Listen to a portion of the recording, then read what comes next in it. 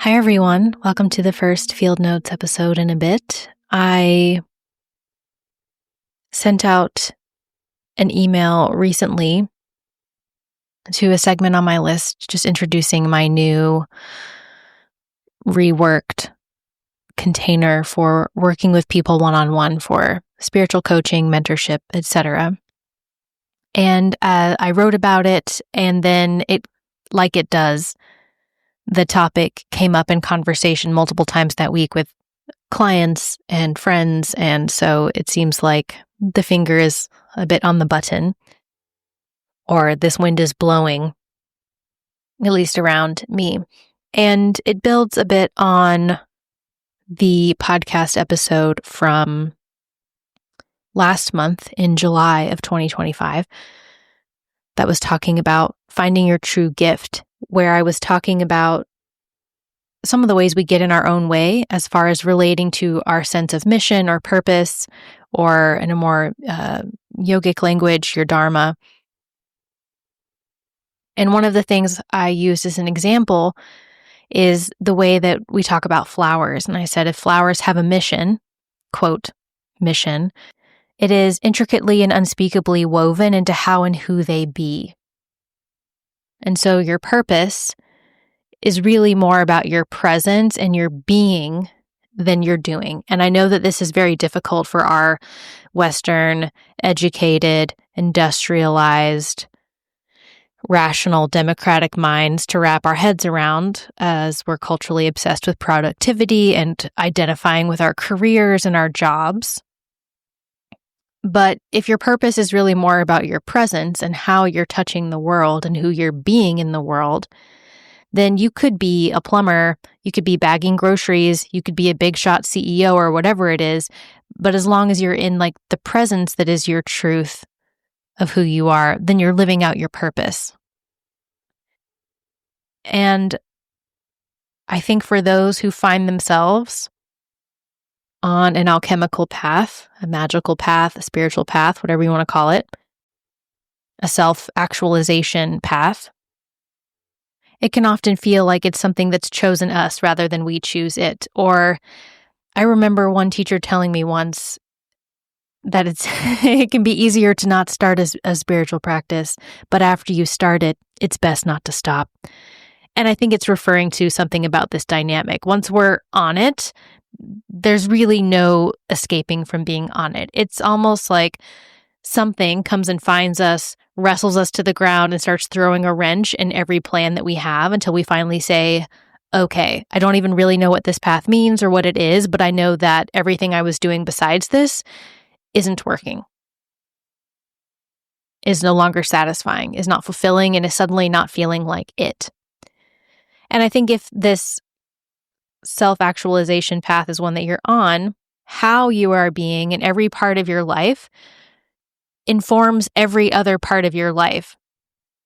We like to keep our personal life and our mental health and our romantic life and our spiritual practices, like acting like these are all compartmentalized and separate. But on this path of alchemy, you start to realize that how you're being in your business is absolutely informing your sex life, which is absolutely informing your finances, which is absolutely contributing or not to your healing journey, which is absolutely about your relationship, which is absolutely about how you are in the world, etc., on and on. So it means that all of you is informing all of your life. And what that also means is that there's no longer anywhere to hide. We can't compartmentalize anything away. We can't pretend anything away and act like this uncomfortable part of my life that I can feel a glitch in. I'll just, focus on these other things going really well. On an alchemical path, that will not work. That thing that you're trying to compartmentalize and pretend away is absolutely going to start eating away and getting in the way of other things, so that you'll look at it, so that you'll actualize it, because that really is the greater desire. And when we stop resisting alchemical work or spiritual work, when we intentionally step into it, you're saying yes to life's eternal invitation to become whole. You're saying yes to making all of your unconscious conscious. You're saying yes to being dark and light. You're saying yes to all of you. And that includes, perhaps especially includes, the bits that you'd rather not look at, the bits that you think could never possibly heal or change, or things that you think you could never, ever relate to differently. Maybe especially those parts. And saying yes to this kind of work and this path, whether it feels like it's against your will or not initially, when you take this big leap towards the great yes, it's very similar to Frodo saying yes to Gandalf at the beginning of Lord of the Rings, because any excuse to bring in Lord of the Rings, we should. It's a wild ride, and you'll see the miracles and the dragons and the big scary caves and the wizards. It's going to disrupt your expectations around Levenseas and Second Breakfast.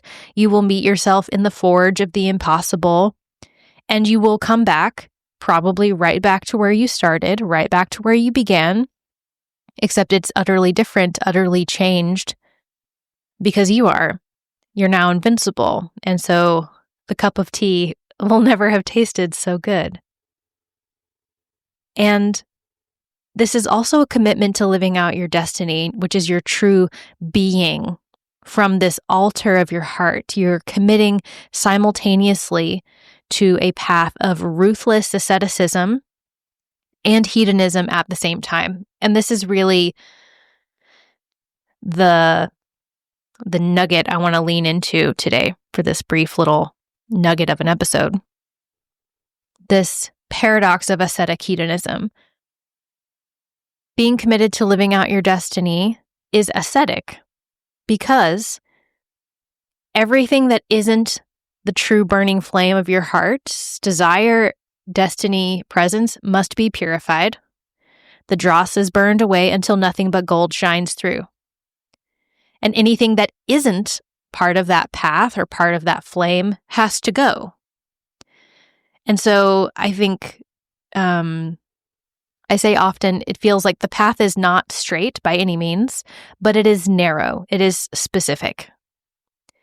But it's also hedonistic because the gold that you get from that process is also exquisitely and exactly what you want. It will feel like the orgasmic, blissful yes you can only feel when what you want merges precisely with what the divine wants for you. And you'll find that you are getting what you want a lot because you're wanting what is for you. And mysteriously, even when you think you aren't getting what you want, you'll find that you are, or you're able to. And this paradox is something really important and I think really up, because we tend to think that,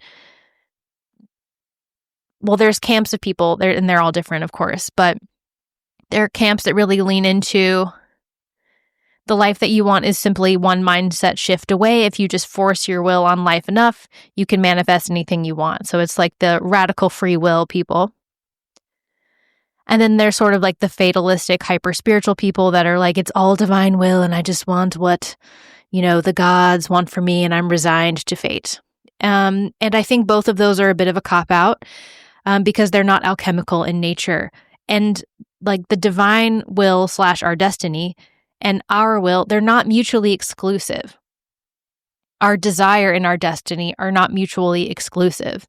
They're not designed to bring us the most amount of suffering and whatever. They are simply elements that may seem like opposites at times, as is the way, that desire alchemical union. And that union is your work. It takes work, or it takes devotion. And I think that alchemy is happening, honestly, with or without you. But it becomes more fun, more empowering, and more magical if it's happening with you. And this ascetic hedonism, I think, is really how the cosmic servant logistics work out. When you really come into the exquisite precision of your cosmic service, you will feel like you are both living your most selfish life, more than you've ever felt, where you're like, I'm doing exactly what I was made to do and it feels amazing.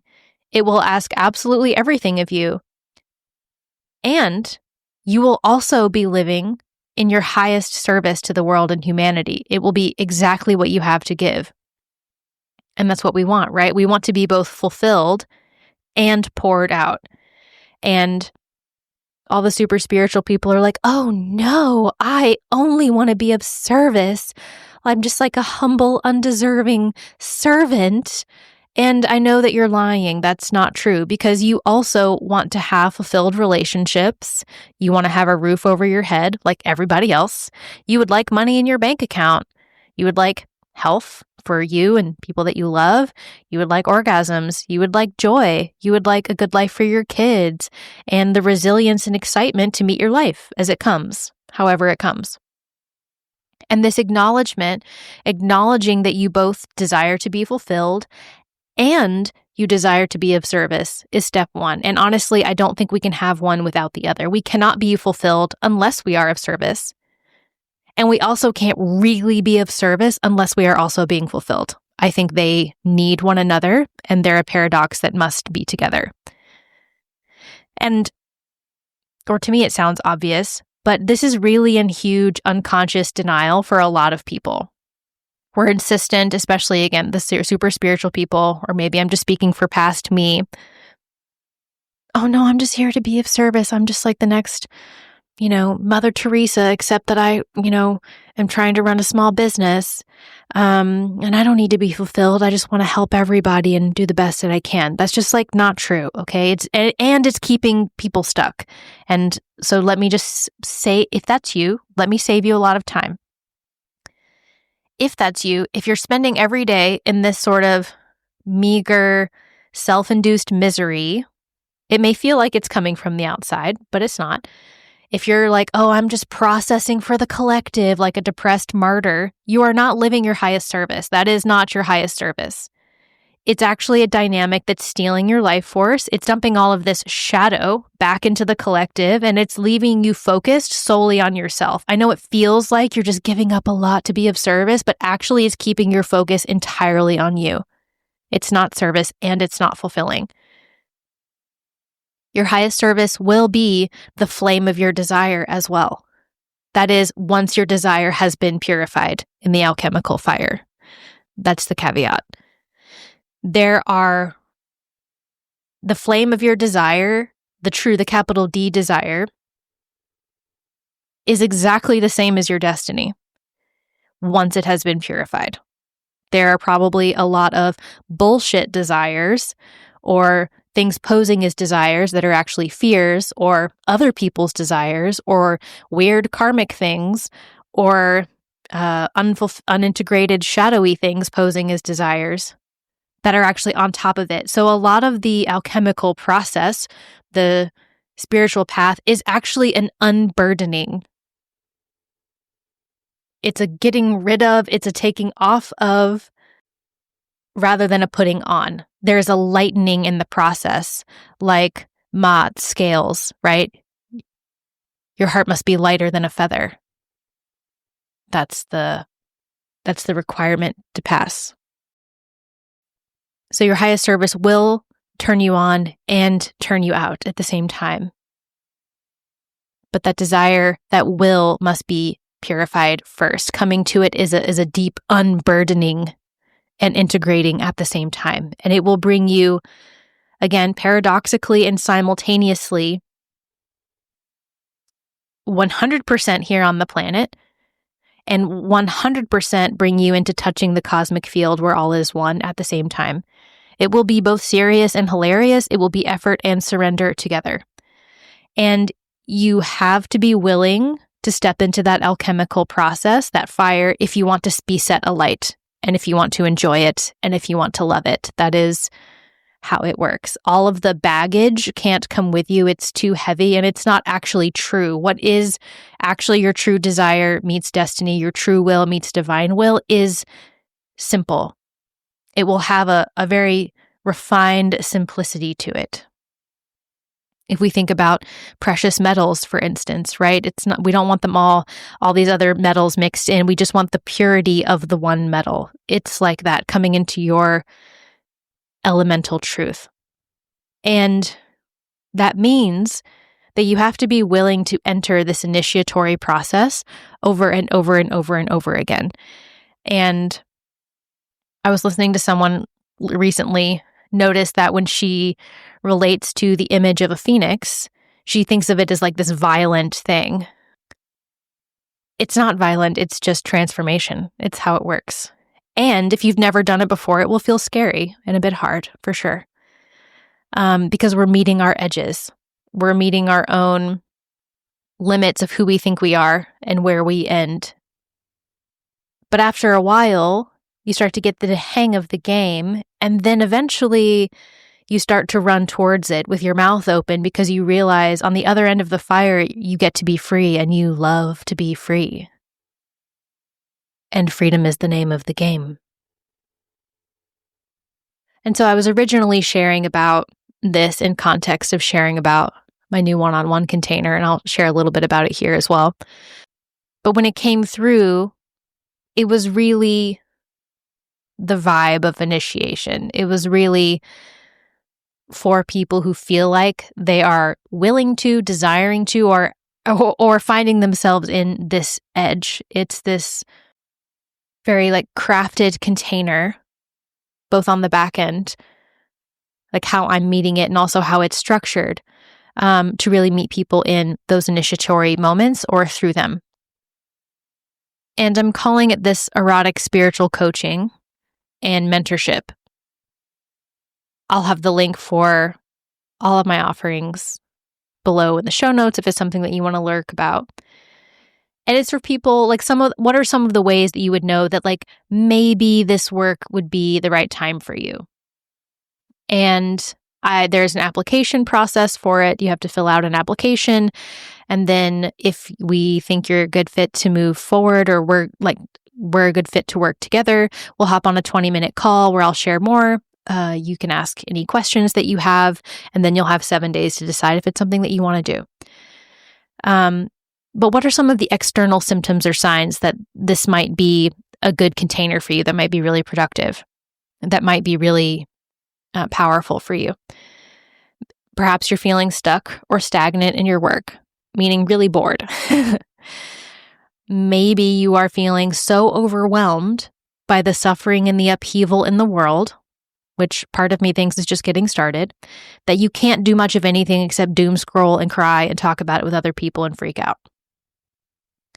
Maybe you are going through a major life change, like a divorce or a death or a career transition, some kind of epic failure, bankruptcy, something like that, or you're thinking about those things, or they feel in the room in a way that's feeling disruptive and like big changes on the edge. Maybe you're noticing this vague, apathetic feeling coating your life that sounds something like, what even is my life? Why am I doing all of this? Everything's starting to have that meaningless, numbed out, apathetic coating over it.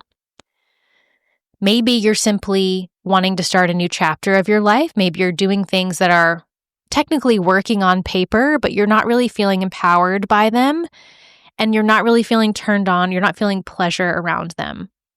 And as soon as I say that, you probably also notice a little voice in your ear being like, isn't power bad though? And isn't pleasure like a waste of time? If that's you, definitely apply, please. And maybe you keep saying yes to things that leave you tired, angry, resentful, broke, and bone dry. That would be a big one as well. I have a lot of people come in where that's a dynamic that's happening. If you are really working through some super icky feelings around money and charging for your work, a dynamic that has been coming up a lot lately with clients is there's some icky resistance to money and making money that is also threaded into a partnership dynamic, including resenting your partner for being the breadwinner or resenting them for not making, quote, enough money. So that's something that's been really fun to work with. Perhaps you are dating and you keep dating the same person over and over again accidentally, and you keep finding out 3 to 6 months into it that you're like, oh, this is just the same person that I dated the last time, and that game is starting to not get fun. Or any pattern that you see yourself repeating can be a clue, especially if it's repeating unconsciously. Like you think that it's going to be different this time, and then you keep on the back end noticing that it's the same thing. That is it can feel really painful and it can feel like life is punishing you. I know I've been there. Absolutely. There's probably ways that I'm doing it now that I'm not aware of yet. But anytime that there's a pattern that just keeps coming back around like that and like hitting and hitting and hitting and hitting, it can feel like punishment. But alchemically speaking, it's life being like, the invitation is here. The invitation is here. Hello, it's still here. Ding dong, here's the mail. The invitation is back. Like, and we need to like pick up that invitation and really get underneath what is that pattern if you want a different narrative to happen.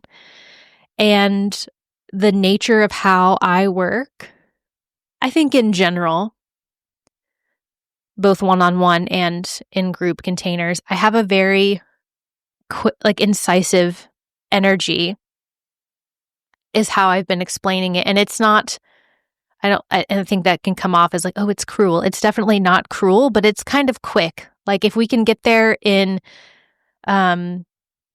I want to get down to like the real nugget of the real meat of what's really going on. I don't like fluff work. I don't like busy work. And honestly, with the timeline that humanity is on right now, I don't really think it's time to waste time doing shit that is just keeping you busy and isn't actually in service of your transformation. So faster is not always better, but if it doesn't need to take a long, painful time, why make it take a long, painful time?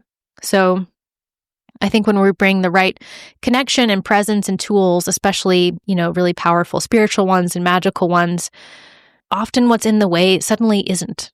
It doesn't have to be painful. It doesn't have to be, this ridiculous, my whole life falls apart. Like a lot of times the solution is quite simple in its essence. You will still have to live into it and embody it, which is why I don't offer one-off sessions, but it may not be as difficult or and I promise you it's not as complicated in its essence as you think. So there's that. I just wanted to offer that. Contemplate, burn into your unique alchemy of your ascetic, hedonistic destiny meets divine will meets desire meets your true will, and burn brightly, loves. Peace. Be well.